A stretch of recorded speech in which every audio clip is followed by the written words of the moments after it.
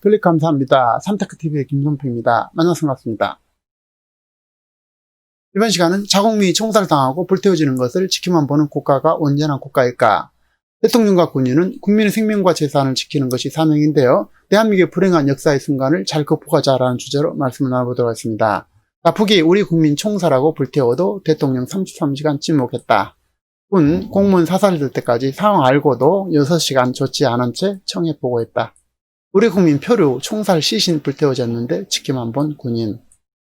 피살 지켜만 보고 첩보 공유도 없었다. 군 총처적 부실. 북 남실종자 해상서 사살 불태워 잔혹 대응. 바이러스 다루듯 했다. 자, 비극의 순간이 이어지고 있습니다. 북이 사람을 바이러스처럼 소각해도 하루를 숨긴 문. 자, 정부가 있고 군이 있고 나라가 있는가라고 조선일보가 사설을 썼습니다.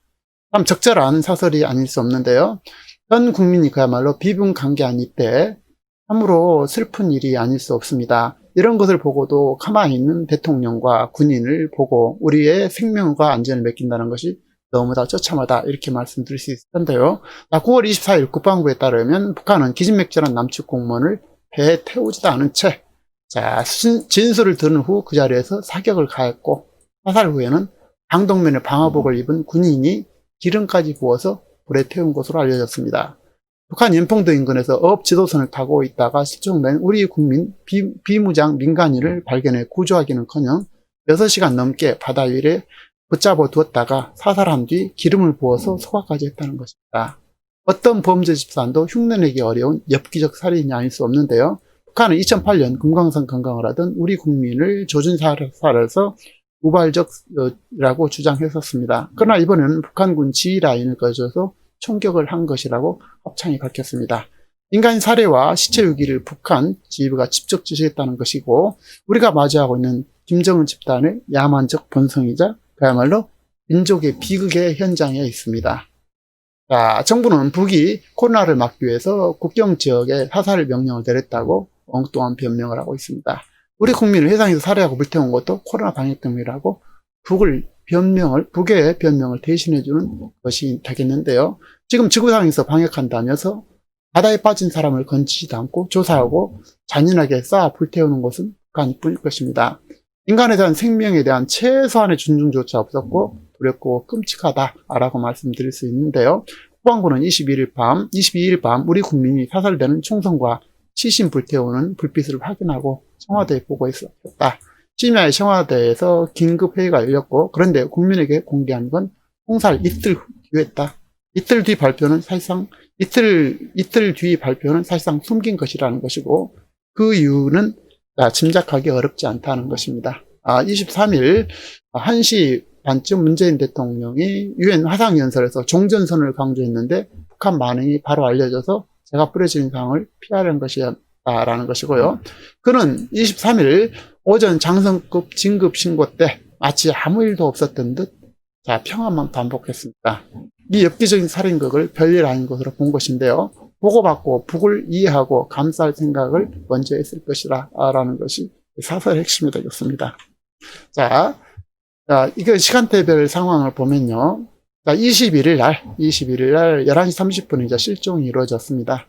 해양수산부 소속 어업지도선 1등 항해사 A씨가 실종됐고, 22일 15시 30분 발견됐다는 것입니다. 구명조끼 입은 A씨를 발견하고 거리 유지한 채 계속 감지를 했다. 제때 필요한 조치를 취했으면 충분히 살 수 있는 그런 것이었다는 것이죠. 18시 36분 첫 보고가 이루어졌고, 대통령 해상 실종 발생 북한 A씨 발견 서면 보고 받았다라는 것입니다.